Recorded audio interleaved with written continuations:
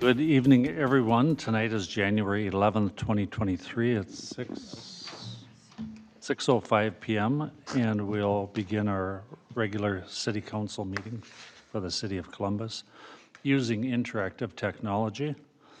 Our first order is to say the Pledge of Allegiance. Please join us. I pledge allegiance To the flag of the United States of America and to the republic for which it stands, one nation, under God, indivisible, with liberty and justice for all. We're on to our consent agenda. I'll make the motion to approve the consent agenda with additions. Is there a second? This is Sue, I'll second. Is there any other discussion or questions? I'll call for the vote, and we'll start with Rob. Rob, aye. Janet, I. Sue, I. Ron, I'll abstain. And Jesse, aye. Our next, on to letter C quickly, public open forum. Is there anyone? Forum.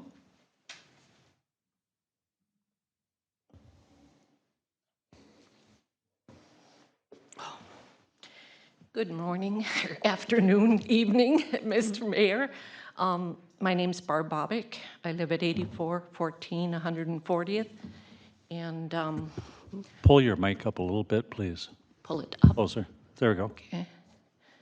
And knowing that the Council, Planning Commission, and staff have been extremely busy at the end of 2022, I waited to comment on an issue that should be documented in the Council record. In October of 2022, 3 self-published articles by candidate Dave Pavoni were sent to voters. Many of his statements were either untrue or ambiguous, but the statements regarding, excuse me, BRI asphalt plant were absolutely erroneous and frankly very insensitive to residents affected by the nuisance of the plant, including my own family. One of the residents affected responded to the assertions on Nextdoor social media to clarify the facts. On October 28th, 2022, the statement reads, "A couple of days ago, I received something in the mail from Dave Pavoni, who is running for mayor of Columbus. In this flyer, he stated that Columbus residents still have not reported any noxious smells or out-of-control truck traffic coming from the asphalt plant. Where are the missing smells and missing truck traffic?" Well, I can answer that question. I guess no one is complaining to the town management, but we are experiencing the smells and the traffic. What good would it do to complain anyway? There are days when the smells are so bad I have to keep my windows closed, and it's very uncomfortable to be outside. Truck traffic is very heavy. I have had trucks pull out in front of me going north, where I've had to apply the brakes as I follow him up the incline to the bridge up ahead. I see many trucks going by without the cover over the asphalt. I thought they were supposed to cover their loads, although the trucks are supposed to be a certain amount of minutes between each other. That is not happening. I see 3 in a row going down the road. If I'm correct, I thought their hours of operations were 6 a.m. to 7 p.m., but I see trucks leaving the plant loaded before 6 a.m. Then there's the noise. They deliver loads of dirt, and I don't know what else, hunks of stuff in huge piles. The dump trucks dump their loads, and their tailgates bang, bang, bang as the trucks are emptied. It's extremely loud. Mr. Pavoni, don't kid yourself. The asphalt plant is an unwelcome nuisance of smells, noise, and traffic. You don't see, smell, or hear it because you don't live near it. That concludes the statement. In addition, I personally went door to door along Freeway Drive and 20th Avenue in the summer of 2021 to talk to residents. Those I contacted commented that the smells, Traffic, noise, and incoming loading and dumping trucks, excuse me, are worse than they expected. They can't keep their windows open or sit outside because of the odor, truck noise, and vibration. Can't even carry on a normal conversation. I encouraged them to write down their observations and contact the city. Their comments were that it was an everyday occurrence and the plant is already there, so no one is going to stop them or care about the residents. Out of sight, out of mind. I live 1 mile west of the plant. This summer we were awakened in the middle of the night by noxious odors coming through open windows. I contacted the city administration on August 24th, 2022, and learned that the plant could indeed work during night hours. I filed a complaint with Minnesota Pollution Control and did not receive a response from that agency. During the same time frame, I was walking my dog in Laurie Lamont Park in Centerville early Saturday morning, and the air was filled with asphalt smells, along with a caravan of dump trucks driving down Main and Centerville Road. During the week of October 31st through November 6, 2022, the emergency call system received 2 calls in the Broadway and Kettle River area and 2 calls in Wyoming reporting strong gas odor. The Sheriff's Department, Forest Lake Fire Department, Mangus Gas Control Company, CenterPoint, and Xcel Energy crews were dispatched. After hours of investigation, it was determined that the problem was emissions from the asphalt plant. It should be noted that when emergency response receives gas odor calls, the police, fire, and utility companies are obligated to respond, even if intuition tells them that is probably emissions from the asphalt plant. I have to ask, what does that cost? These are just a few examples of the issue. Mr. Pavoni's cavalier attitude and decision to send out hundreds of flyers denying the problem, in addition to other snippets of misinformation, is, in my opinion, counterproductive and certainly not behavior that instills confidence in someone who wants to hold a position in city government responsible for the health, safety, and welfare of citizens. Back in 2018, when the CUP was designed, the residents had asked for a monitoring system around the perimeter of the properties. That wasn't put in the CUPs, and I'm wondering if that's a possibility in the future. That's all I have. Thank you. Thank you. Thank you, Barb.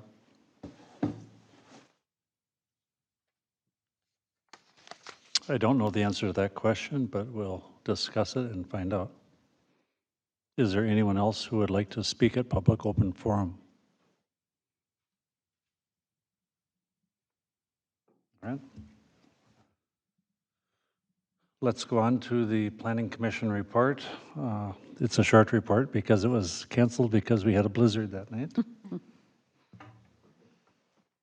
On to number 10, the city organizational meeting. We'll use the enclosure from our workshop meeting. And last night we had a workshop that we went through who would hold what positions. I think we've all agreed to all the committees everyone would take. And do we have to read them again, Elizabeth, or just vote on it? Mr. Mayor and council members, I did update the proposed organizational chart, and so there is a new one that's updated that I just handed out. Sorry, got it. In looking at the first page, the way that I've set it up is if you all agree to the things on the first page, then we can do a motion. Looking at the first page, you do have nominations and appointments to make, but I've included that. But again, it's a matter of whether you want to take things one at a time or you're going to do motions for the first and second page and whether there are changes. I've updated it to what you discussed, and if you think there's anything outstanding that needs to, for continued discussion, then we would have it now. But the first order of business on the first page is nominations for deputy mayor and appointments on the park board. Both members that are up, being Brad Norlin and Bob Odine, are seeking reappointment to the park board, and their letters are in the organizational meeting.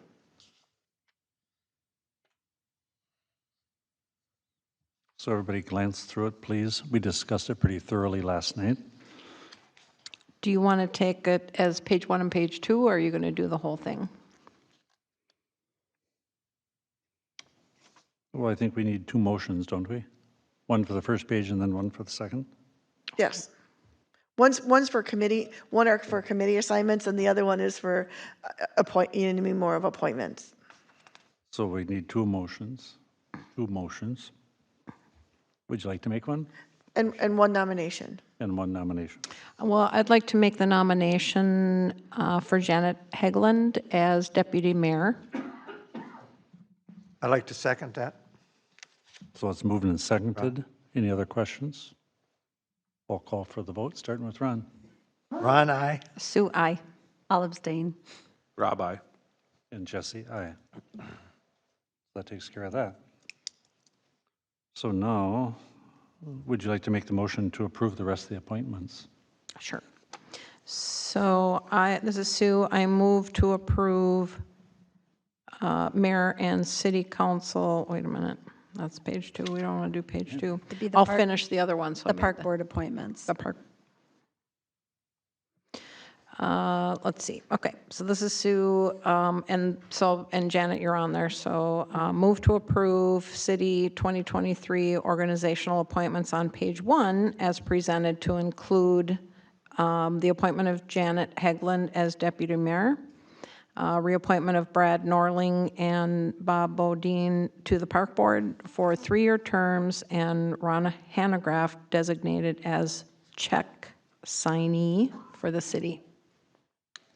I'll second the motion. Any other questions or any changes anyone would like to make? I'll call for the vote. Ron, aye. Sue, aye. Janet, aye. Rob, aye. And Jesse, aye. Now your next motion. Well, I wanted to bring up one item on page 2, so the committee assignments. I know last night we talked about, and in particular, I wanted to talk about the Community Events and Fall Fest Committee. And after talking last night, I was struggling with what this committee is going to be doing, who has the time and the commitment and the, everything that's needed. And after that, so when I went home last night, I pulled out my information from when we had these discussions last year. And I'm just going to try to find my notes here because I had, darn it.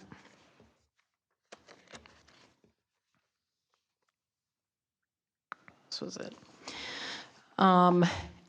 So I don't know that we don't not want to have it, but I want to set the expectations of what that person will be doing. Because last year we came up with the challenges. So the challenges of having an events committee, and I know that everybody wants to have an events committee. Everybody wants to have events. It's a fun thing. It's community building. But currently, staff and council members have time constraints. And we went through the process of looking at what it would look like to have a committee. We would have to have a chairperson, and then that chairperson would be leading the program on coordinating meetings, coordinating volunteers, having a brainstorm session on what all of the activities are going to be. But really what's needed is this chairperson, And there is a lot of time and effort that goes into that.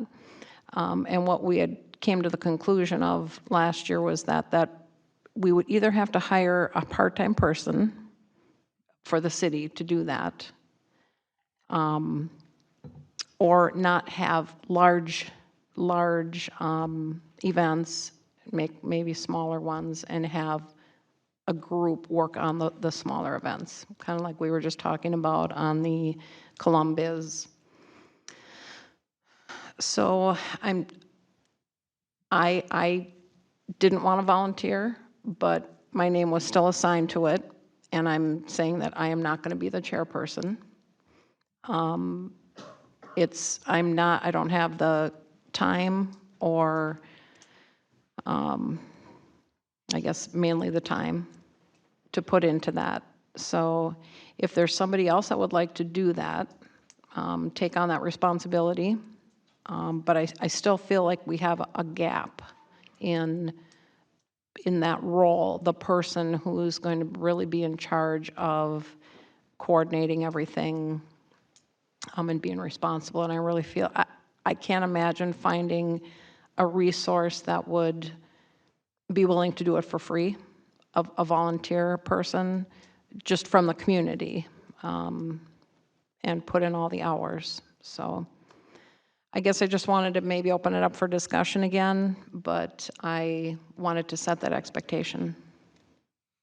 So this is Janet. So Elizabeth, when we spoke last night about this, I think the question I had was there any capacity at the staff level to help sort of coordinate the volunteer effort? And, I remember last year when you had that, we were really short-staffed. We've managed to build our staff back up. I know we still have one open position, but is there any update on that question?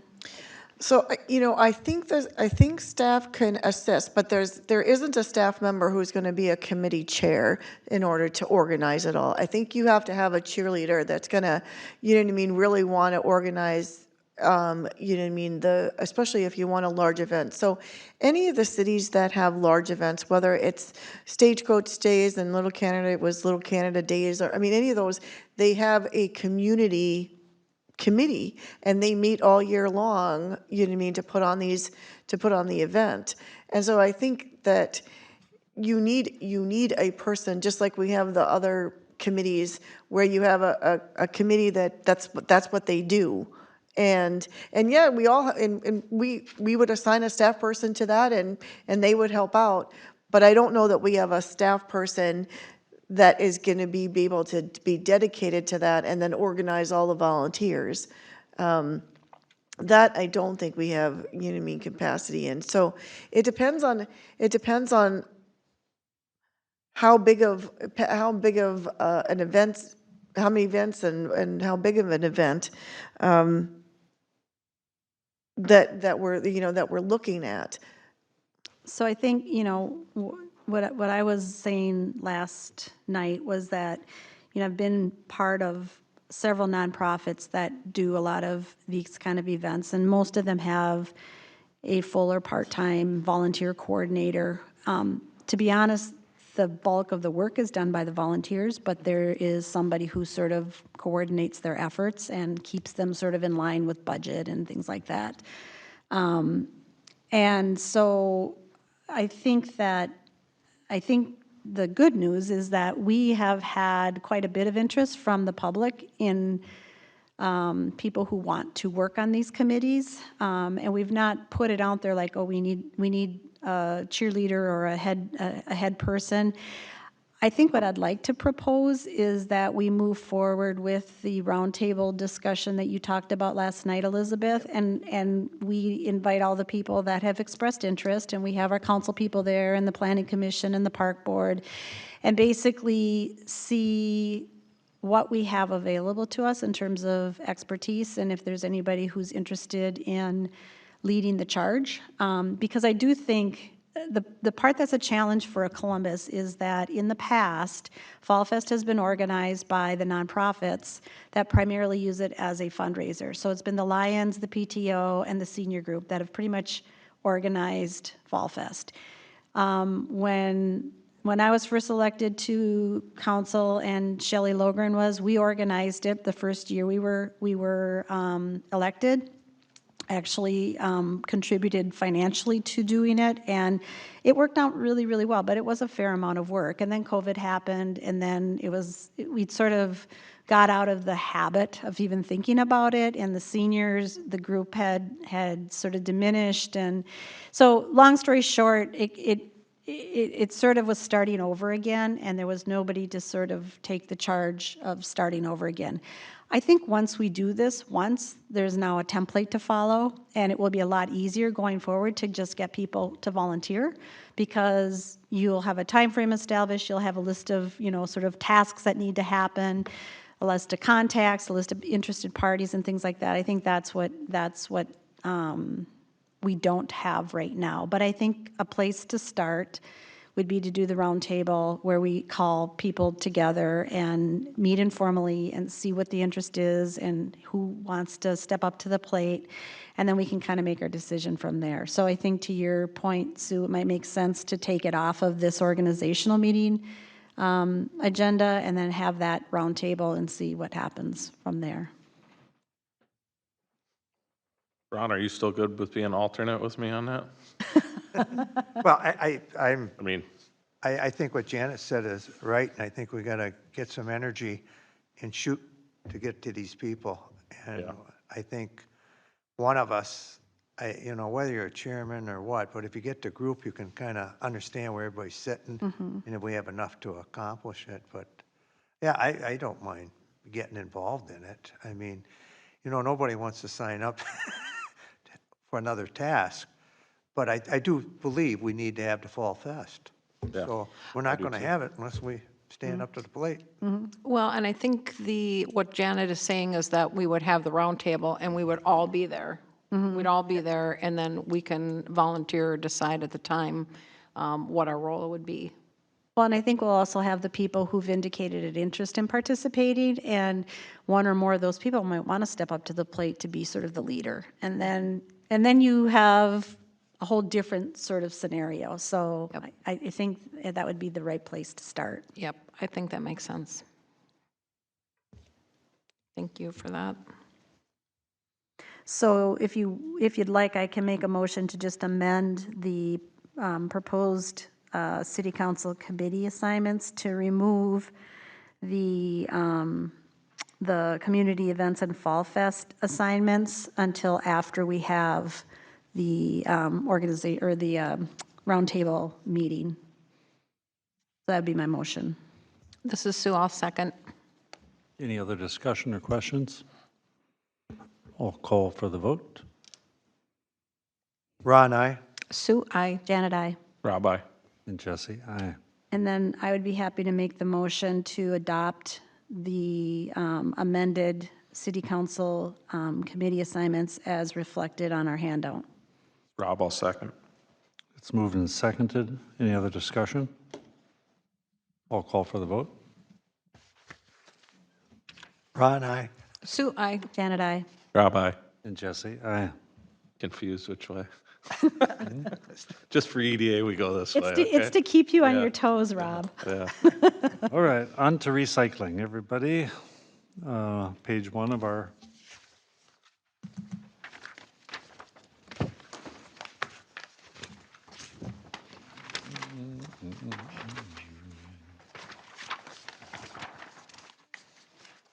For crying out loud.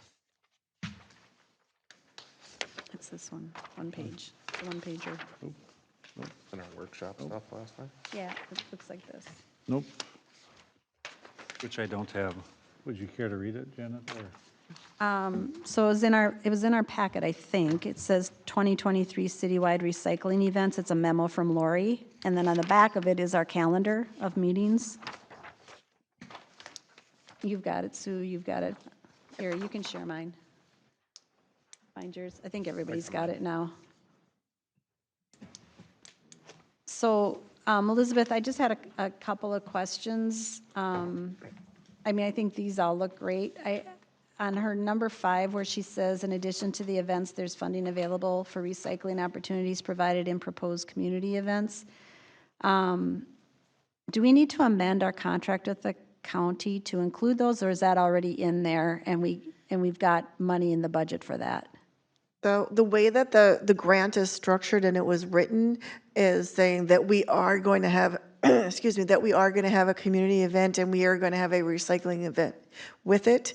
And they give us the latitude as to what type of event it can be. So the money is already there. We just have to then identify the event. However, what will happen is when we have that event, it has to meet the criteria that they set out for events. So if you, let's just say you know what I mean, you don't have it, you have to give the money back.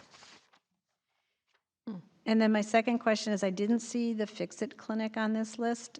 Is that because we don't have any Fix-It people, or why did that drop off? Because we had it last year, correct?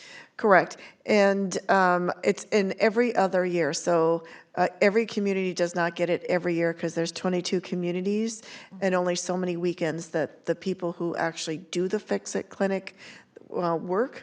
Okay. And so a community will not get it 2 years in a row. It's every other year. Okay. And then I had two other questions related to this. Some I mean, I went and kind of looked at some other communities to see what their calendar of recycling events were, and it was pretty similar to ours. But I did notice that a number of communities have a drop-off for yard waste. And I know that a lot of us have 5 acres and we can like blow it into the woods or whatever we need to. But I think there's also plenty of lots that are less than 5 acres and they maybe don't have that sort of space to push it into it. So I don't know if, I mean, I know we have a compost facility that people can bring yard waste to, but some of these communities, you know, they have the paper compost bags, people fill them up with leaves, and they can drop them off at an event, and then I don't know if they get picked up or if the Public Works people bring it to the compost site. I'm not exactly sure, but I wonder whether that's something we should consider adding, and maybe it can be part of the proposed community event things, like you have it in conjunction with Fall Fest or something like that. I don't know, but that was one thought that I had. And then the other question I had, and I don't know how many of the rest of you get this, but I buy a lot of bedding plants, and they all come in these stupid plastic containers, and it makes me kind of like sick to throw them in the garbage, but I don't know if there's any opportunity to, and like, it would be worth Lori looking at, is there any place you can bring those to be recycled? And then if so, could we have an event where people could bring their many bazillion, you know, pots and holders and things like that, and then we could find a place to put them rather than in the trash? I don't know if it exists or not, but I think it'd be worth looking into. Those are the things that I had written down. Oh, I had one other thing. I was thinking, Connor, maybe in your newsletter, you might want to put a little thing in, and if the residents have other ideas for recycling opportunities, they could let you or let Lori know, because I'm sure there's others out there that might have other good ideas. Anything else? All right. I'll make the motion to approve the 2023 citywide recycling events as listed in the memo dated January 11th, 2023 from our recycling coordinator. Is there a second? I'll second it, Ron. Any other questions or discussion? Does that include the suggestions that I made? I'm sorry? Does your motion include the suggestions that I made? Yep. So, discussion on that, and Elizabeth, is there a possibility, like, I've typically, like with yard waste or branches, I've brought it up to Forest Lake if it was something I couldn't burn or throw out in the back, you know? Is there a possibility to partner with them in their compost area? Is that something we could explore as far as, because like you did make a good point, you go down to Hugo, they got a city compost, you go to Forest Lake, they got a city compost. I think we just take it for granted that everybody's got a lot of land. Well, and there is one for Anoka County at Wargo, or kind of by Wargo, and I think there might be one by Bunker too, Bunker Lake. So, I mean, there are places you can bring it, but I'm just thinking there are people who maybe don't have the ability, they don't have trailers, they don't have a truck, or they do, but it's, you know, not, I don't know, I don't recall if you have to pay to drop them off, but I'm just thinking anything to encourage people from throwing it in their garbage, which is what you want to do. Like, you don't want people to throw it in their trash, you want them to compost it. And if we can remove one barrier for them because they can, you know, bring it with them when they come up here to drop off their cardboard or something, that might be a nice thing to do. And there are bags I know you can get through the county that are paper compostable bags that you can stick the leaves and stuff in. And it wouldn't be anything like woody things, it would all be leaves, but I think, I got a comment on that. Don't we have some kind of agreement with Washington County, Anoka County? With dropping that stuff off? Because I do go to Washington County and drop my stuff off. I'm gonna have to ask Lori, because I know each county has jurisdiction over it, and I don't know, you know, what things they do together and what they don't do together, so I'm gonna have to ask her if there's any joint programs. I've not heard her talk about joint programs, so I don't know. Well, I know that if you take chemicals like oil and down to Blaine, that you can go down to Cottage Grove and use Washington County. It's almost like the library system. So I happen to know the guys all over there working, but I've never had anybody question me on dropping stuff in Washington County. Yeah, over at that Forest Lake site. Well, the Forest Lake or the Hugo, but Yeah. I just always thought it was just, maybe Jim knows. Is there any? Not that I know of. Oh, but I just always done that. It's been a couple of years since I've been over to that Forest Lake one, like on the compost thing, but I think they just looked at the zip code and they said, oh, you're from Columbus, you're Forest Lake, you know? Well, most of us have Forest Lake on our Much as we driver's like to fight licenses, that. but they never check those Yeah. anyway. But I thought there was kind of an agreement that you take ours, we'll take yours. But I think with the chemicals, it's that way. Because I know it is, because I stopped over at the library one time and dropped off a paint and everything when they had their big Red Litter Day over there. And they took my, you know, I had to take their driver's license. And so I know the chemicals go that way, but I just don't know about, like what you're talking about, because a lot of people take their leaves over there and dump them. Well, I In would fact, if think, you look at Howard Lake Drive, it's full of leaves, so people hauling them over there in the fall. it's to cushion the blow when you drive off and land in the big deep if the dish. winds are the right direction, it's Well, not an it's issue. funny, when you get there, it's half gone, you can't understand it. All right, so where were we? We had a motion and a second and discussion. Yep. Anything else to discuss? I'll call for the vote. Ron, I. Sue, I. Janet, I. Rob, I. And Jesse, aye. Engineer report, Kevin. Good evening, Mayor and council members. The only report I have on projects is just to state that our West Freeway Drive project is now shut down for the winter. The contractor, Forest Lake Contracting, did accomplish what was required of them before shutdown, so we'll be able to start up in the spring and hopefully make quick work of that project. The hard part is done, and now it should move along fairly swimmingly once work starts again. When are we anticipating completion? Well, we gave them a late summer completion, but I don't anticipate that that'll take that long. You know, they'll be able to jump in, start with the remaining storm sewer work, and building the rest of the road base and curb and gutter and paving. And typically those operations go pretty rapidly, so I wouldn't anticipate more than 2 months of work left to finish the work. So if they get going, let's say in May, mid-May, you know, by July or end of July, the project should be complete. But they do have more time than that, but I don't anticipate them using it, so, Oh, well, that's good news, huh? yep. Was the muck out worse or better than what they anticipated? I thought that was the big question mark on that project. It was pretty well as expected after all the borings that we did. You know, the quantities of work that we anticipated were pretty much what was there, so. And remind me what the outcome of the butternut tree thing is? Is it like one remains and one had to be sacrificed? Is that what happened? So the one butternut tree to the south is going to be left in place, and the one that's kind of in the lonely tree that's in the middle, I don't know if you've ever driven by and looked at it at Interstate, but there's a lonely tree sitting next to the roadway. And so we've submitted a plan in agreement with the DNR, a mitigation plan, and essentially what that plan will be is that the DNR will do all the work. They'll go out and they'll find a seed stock. Technically, the seed stock must come from the same area, so I think they're going to tromp out into the Lamprey Pass and find other butternut trees that they can find seeds from. And then they're going to do some plantings.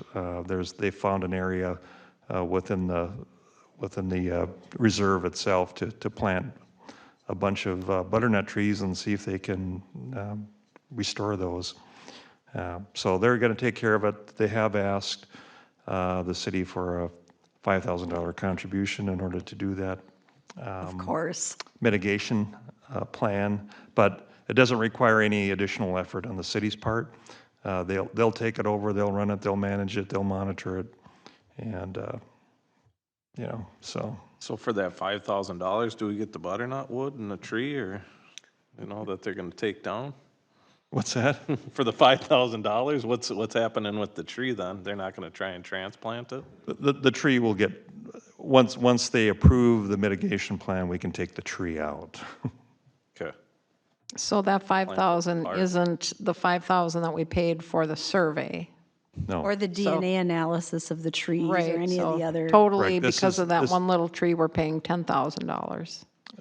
Probably more than that. Probably It's more than that. Yeah, we're probably about 10,000 into it just based on the survey and the mitigation Hmm. plan. So, it's a little crazy, but what can I say? What can you do? Yeah. And did you say they were asking for a contribution or demanding? They've asked if we would provide them a contribution in order for them to take over the mitigation plan. And is that, And what happens if you say no? yeah. Then we'd probably be responsible for doing all the work associated with the mitigation plan. If I remember correctly, I believe the plan was we can pay them the $5,000 and they take care of all of it. Or we, the city, have to take care of it. They plant, we have to manage the site, water the trees, do all that stuff, and I believe the period was 10 years. Yes. So $5,000 to them was way easier than us managing for the next 10. Yeah, I think your long-term cost, if we have to do it ourselves, is going to be more than $5,000. So. And is there a way for you to check that they're watering them regularly for that price? All right, Butternut banking. anything else? Yeah, at the workshop last night, our water resource engineer, Tim Olson, gave a pretty thorough update on the updated stormwater and wetland ordinances. And he was going to check in a couple things that were brought up at the meeting, just to verify some details. But other than that, the ordinance is essentially ready for you to recommend to send it to the Planning Commission for a public hearing. So you have a motion in front of you to take that action. I'll make the motion to direct the Planning Commission to hold a public hearing to amend stormwater management regulations, including wetland sections in Chapter 7D. Is there a second? This is Sue, I'll second. Is there any other discussion or questions or anything before we call the vote? Actually, I had a question posed to me and I didn't know the answer. Why would this be, I know that it's an ordinance that's in our planning section, but could this, since the Planning Commission doesn't have any expertise in water stuff, could this be a public hearing that could be held for the council instead of a Planning Commission, or? Planning and zoning chapter. So the council absolutely can always hold a public hearing, can hold a secondary public hearing, but because this particular ordinance will be an amendment to the planning and zoning code, a public hearing is required by state law at least at the planning commission. Again, you can always hold a secondary hearing. No, we don't need to do that. but- It was an instead of, not in an addition to. Thank you. Yep, Anything else from anyone? nope. Call the vote, Rob. Rob, aye. Janet, I. Sue, I. Ron, aye? Jesse, aye. So, Mr. Planning Commission Chairman, get ready to have another hearing. All right, attorney's report, sorry, anything else, anyone? Nothing for me, Mayor. Attorney report. I have nothing to report this evening. Thank you so much for having me. Mayor and City Can Council. I ask a question of Megan? So it was actually in our EDA packet, and it had to do with the small cities legislation. So in that packet, there was, I think, a draft of what had been proposed by Senator Housley last year. And I don't know if you have that in front of you or can pull it up, but I was a little bit confused by the numbers there, and I just wanted to know if you could explain something, and I'm going to try to find it too. Let's see. Did you say it was in the EDA packet? I think it was in the EDA packet, wasn't it, Elizabeth? Yeah, it's Pages- what you have in your hand. It's on pages 6 and 7. Yeah, You're talking about the talking points, right? yep. And it was that table that's blue in color. And if you look at Columbus, so this has to do, for those of you out there, it has to do with our fiscal disparities and the bill that was introduced, or that we were trying to get introduced, to try to provide some relief to us and to other communities. The question that I had was, there's a column that says pay 22 net fiscal disparities contribution, and it's $265,962. And then on the other end, it was the distribution amount before cap. So like I get, we generate $671,912 that goes into the pool. And I think the 260 or the 258 is what we get back, right? Now, what is the 265,962? Like, I understand we generate 671,000, 200 and some thousand comes back to us, so there's somewhere between $400,000 and $600,000 every year that we lose to this fiscal disparities thing. But I didn't understand what that 265 was in comparison to the 258.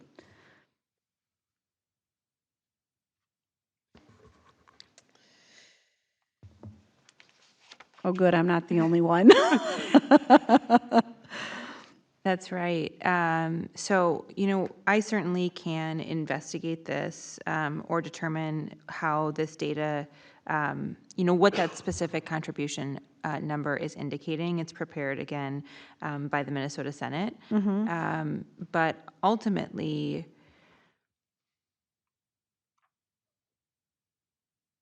I think that it is reflecting the actual contribution as compared to the distribution amount before the cap. But again, I will check on that and look at the data set. Elizabeth, do you have further guidance on that? I mean, the only other I thing I don't. could think of is if there was something in there that, adjusted for our TIF district or something, and that was the difference between the 265 but then that didn't seem like enough money, so. It's not. Yeah, so I because could, it's not- yeah. I just didn't understand it, and I think if we're going to talk about whether or not, I know that there's, your firm is going to sort of test the waters to see whether there's any, so I just wanted to understand what we were going to be asking for. And I get that we would cap it at 200,000, so regardless of what these numbers mean, the most we would get back out of this as written would be $200,000, but I wanted to make sure that the numbers that were being presented, if we ended up moving forward with this, were correct. Yeah, absolutely. And there are some significant distinctions here. Columbus is fairly close on the numbers, but if you look, further down, those numbers change, for example, for Louisville Township. So let me get some good guidance for you about what that number means. Okay, thank you. And I'll provide that to the council. Thank you. Thanks. Anything else? Nope. I should have brought it up during our EDA meeting, but I didn't. All right. City council members report. Ron, do you have anything to report? Nothing. Thank you. Sue? I attended the Forest Lake Cable Commission meeting today, and all went well. We just went over the budget and the treasurer's report. So nothing big news there, but I did ask Doug Wood if he was planning on staying on the commission, and he said yes. Oh, good, thanks. So that's all I have. Thank you. Janet? I attended the Sunrise River WMO board meeting last Thursday. We started work on our annual budget, which you guys will be seeing sometime the end of February or beginning of March. Right now, it's looking to be a little bit below the $50,000 that we sort of approved in our in the annual plan. So I think they're doing a really good job of kind of keeping our expenses down. The big question is going to be how the total budget gets divvied up between the 4 or 3 participating communities. So as I think I've reported before, Ham Lake is seriously contemplating withdrawing from the JPA, but there's not been a precedent for that before, and not sure how Bowser would handle that.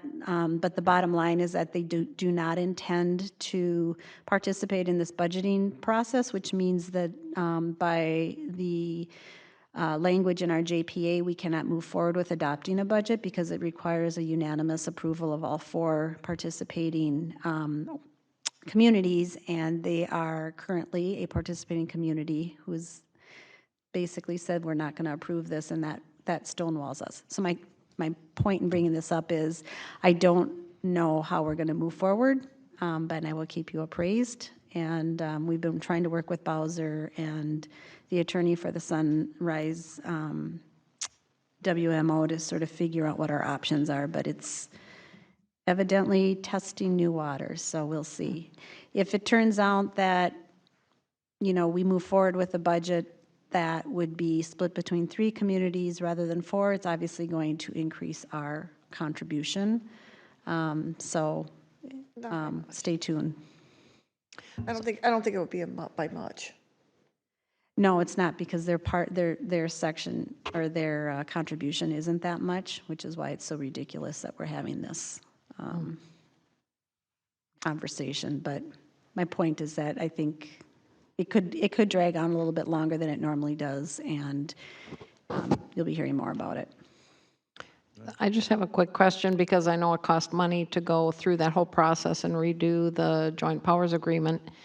Is it an option to go backwards and just assume the old agreement, and they stay in it?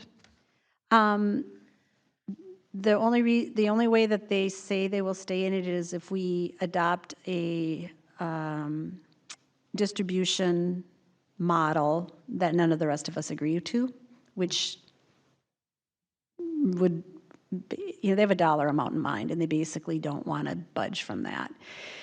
So since the JPA is still in force, we have to abide by the terms of the JPA, and the JPA requires unanimous approval. An option would be potentially for the 3 remaining, 3 other communities to withdraw from the JPA, and then form a new JPA with just the 3, which legally we can do. And there's actually support from the 3 organizations or 3 cities to do that. The question is whether or not Bowser will consider us non-compliant with the watershed rules if we do that. And they haven't figured that out yet, so we'll see. Okay. Rob? Thank you, Mayor. So I serve on the Joint Powers Fire Board with the City of Forest Lake. And just a quick fire update. From December 25th through the 1st of the year, they reported they had 6 medicals, 1 CO alarm, 1 smoke in a structure they responded to, 1 person stuck in an elevator, a structure fire, they served mutual aid to Scandia. one horse rescue. A horse was stuck in a creek. Them and the sheriff's department were able to get it out. One fire alarm and one broken pipe in a structure. Al Newman has been sending us out these reports, so I just plan on sharing it each time. And then congratulations to our commissioner in our area here, Jeff Reinert, was appointed as vice chair to the Board of Commissioners. So for everyone to know. That's all I got. Mr. Mayor, can I ask a question here real quick? About the Planning Commission. Maybe ask Elizabeth, since we have to pick up our own packets, how are the Planning Commission members going to get theirs? The same way? We were, we had a plan, and then we had to alter our plan today because the first plan didn't work. So we might have a box outside in order for them to pick up, but we haven't come up with the plan quite yet. Okay, I know Barb's out there, and since we got rid of the community service officers, they won't be dropping off our packets on Friday, so I found that out coming to the council. But the second thing is did we make a decision, like when we have the Planning Commission next Wednesday, the role of a city council person? Remember we talked about the structure? We talked about it. Yeah, but We talked about the structure in the organizational chart. I put Ron Hanegraaff in as the first quarter because we had passed the resolution. And so I knew that you were going to be serving for the first quarter, but if you noticed, I didn't fill in any any other boxes yet. okay, so then we talked about asking questions during a public hearing or whatever. So we can structure that through the Planning Commission, just actually talk about it the night we have it or whatever. When we talked about, like, if we have the public hearing, it goes to the discussion. The chairman can ask if there's a council person there, do you have anything to add? Did we bring that up? I thought we did. You brought it up. You brought it up that yes, you were going to have a liaison. And I think there was a consensus that you all wanted a city council liaison. I think the one issue that you didn't is we don't vote in a workshop conclusion whether it was going to be a voting member or whether it was just going to be a liaison that participated but didn't vote, and whether it was going to be on a rotating basis or whether it was going to just be two of you or one of you who was going to be appointed. So Elizabeth, this is Janet. I mean, wasn't it your assumption that the first quarter, that position is filled by you, Ron? Yeah, I understand that, but now if there's a council member out there and we have a public hearing, that's where the structure comes up, and we close the public hearing. Or should the council person talk in that session when we say, is there anybody who wants to say something? Or do you stop? Well, right now, Ron, you are the council liaison, so, yeah. I understand that, but the other, So I understand what you're saying is, and that's one thing we did not talk about. We said that there was going to be a liaison, and that was going to be the person that was going to, you know what I mean, ask the questions. What we didn't talk about at all was the Planning Commission opening the floor to have council members have input. does Megan have any idea on that or comment? Well, so generally, as a principal, sort of two different categories. You have, when a council person is serving as a member of the Planning Commission, even if they're a non-voting member, then they would participate as a member of the board. They would be part of discussion and all of those things. So very much in your current position, not only are you a voting member, but you are also participating during board discussion, Planning Commission discussion.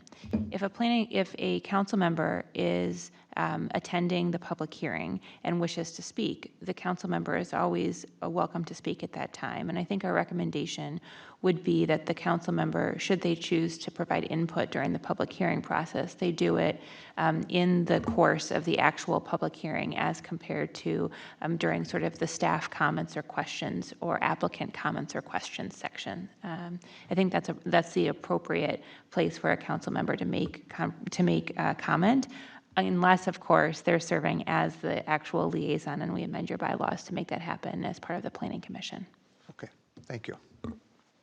So Megan, this has always been a little bit of a puzzle to me because I always think about when, for those of us who attend either remotely or in person, I always think of us, I've been advised that we are attending as members of the public. And so we don't get, and that's why I think it's been confusing, is like, do we get recognized as members of the public, which then you don't get recognized to comment on these kinds of things other than, like you said, during a public hearing.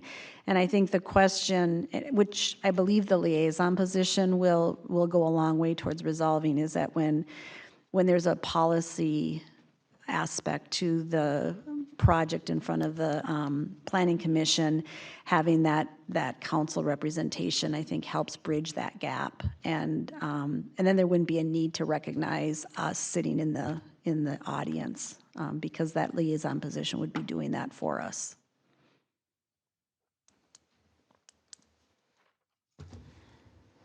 That is all. Jim, Public Works. No report, Mr. Mayor. Honor, Public Communications Coordinator report. No report this evening. City Administrator Elizabeth. No report this evening. All right. Announcements and reminders. The Planning Commission meeting is on January 18th at 6 p.m. City Council meeting is on the 25th at 6 p.m. And the calendar of meetings is on page 2. Is there anything else anyone would like to say before we adjourn? If not, I'll call for a motion. I'll make a motion that we adjourn. I'll second. Rob, aye. Janet, aye. Sue, aye. Ron, aye. Jesse, aye. This meeting's adjourned at only 7:05, Ron. I beat you.